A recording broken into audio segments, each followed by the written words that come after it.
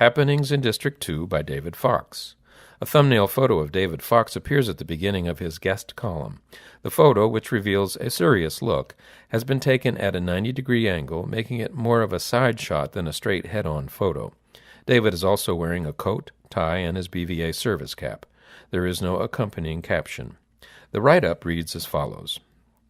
As most of our BVA members and other stakeholders hopefully are aware, the volunteers among us offer countless hours of their time to assist us. Some of these volunteers are blinded veterans themselves, who serve in official capacities at VA medical centers, often with their spouses or other family members. Other volunteers come from additional walks of life, such as those who, under the direction of our beloved Margarine Beeman, serve us at our national and state conventions from schools, military bases, scout troops, and other veterans service organizations. Volunteers are a meaningful adjunct to our BVA field service program, especially those who serve as volunteer service officers and who are accredited by VA to provide claims assistance to veterans. As our outreach brochure states, they are empowered to do this by virtue of their qualifications and training. Collectively, they donate thousands of hours of service annually. Many of our members and bulletin readers may not be aware that a BVA liaison sits on the VA Voluntary Services, or VAVS, National Advisory Committee, providing guidance to ensure that blindness issues are addressed at VA medical centers.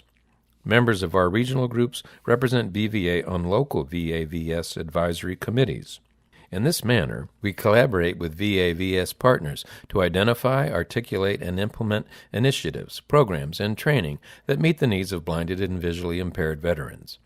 Those of us who volunteer at VA medical centers are also paying back and paying forward that which dedicated VA employees and volunteers have done or will do for us in the future. The tasks may sometimes seem mundane, helping with mailings, phone calls, or support group activities, but many of us have witnessed what a difference such help can make. Sometimes we perceive that we are merely a warm body in getting one of these mundane tasks accomplished, but we never know at the moment what results such efforts may produce in obtaining help for a veteran with vision loss. We may also be unaware of our potential to lift the spirits of one of our veterans. Although the real thanks are felt when we observe and realize the value of our service, I still wish to take a stab at letting our volunteers in the OKI Regional Group and District 2 know how much I appreciate their service. I do the same by extension to all of our volunteers nationwide. Obviously, our annual David L. Schneer Award seeks to recognize the individual who best exemplifies this service, but there are so many more out there who are giving of themselves on a daily basis. May we recognize and thank them as often as possible, and do our very best to serve others as others have served us.